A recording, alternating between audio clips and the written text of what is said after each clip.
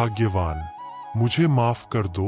मैं तुम्हारे और पिंटू के लिए एक वक्त के खाने का भी बंदोबस्त नहीं कर पाया और ऊपर से अब कुछ काम करने लायक भी नहीं बचा हूँ। मुझे माफ कर दो।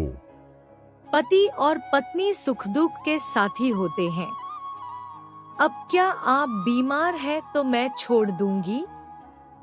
मैं कुछ ना कुछ करूंगी जिससे आपका इलाज करवाऊंगी और परिवार को भी संभालूंगी। महेश गांव के जमींदार के यहाँ खेती करता था। महेश के ऊपर कर्जा होने की वजह से उसका गुजर बसर बहुत ही तकलीफों से हो रहा था। महेश के परिवार में उसकी पत्नी और एक लड़की पिंटू होती है। महेश खेती कर रहा होता है, तभी वहाँ पर जमींदार आता है।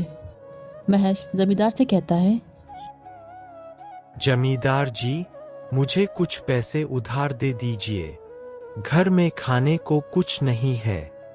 मुझे पिंटू के स्कूल की फीस भी जमा करनी है।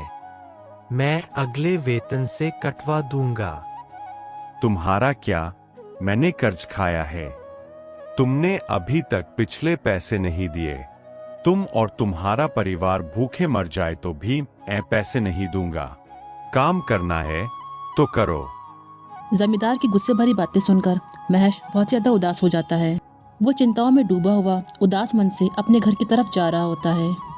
तभी एक सामने से गाड़ी आती है और महेश को टक्कर मार देती है, जिससे महेश वहीं गिर जाता है और उसके पैर में चोट आ जाती है। महेश के पास अब इतने पैसे नहीं होते हैं कि वह अपना इलाज करा पाए। महेश की ये हालत देखकर माधुरी बिल्कुल टूट जाती है और वह निकल पड़ती है काम ढूंढने, पर उसे कहीं भी काम नहीं मिलता है। वो एक पेड़ के नीचे बैठकर रोने लगती है और अपने मन में कहती है, हे भगवान, कुछ रास्ता दिखाओ। मैं उनसे क्या कहूंगी कि मैं कुछ नहीं कर पाई। अब मैं खाने के लिए कहां से लाऊं? माधुरी मन में कही रही होती है, तभी वहाँ पर एक बूढ़ी औरत आती है और माधुरी से कहती है, तुम क्यों रो रही हो बेटी? बताओ मुझे क्या बात है। हो सकता है मैं तुम्हारे कुछ काम आ सकूं। माधुरी रोते हुए सारी बातें बूढ़ी औरत से बता देती है। तुम परेशान मत हो। मैं तुम्हें एक जादुई मसालों की थैली देती हूँ। इस मसाले को जिस खाने में तुम डालोगी उसका स्वाद दोगुना हो जाएगा और तुम अगर उस खाने को बेचोगी तो बहुत लोग उसकी तरफ खिंचे आएंगे। तुम अपने जैसे लोगों की मदद करना बेटी। माधुरी घर आकर सारी बातें महेश से बताती है और अगले ही दिन बाजार में बिरयानी का ठेला लगाती है और उस मसाले को डाल देती है बिरयानी में।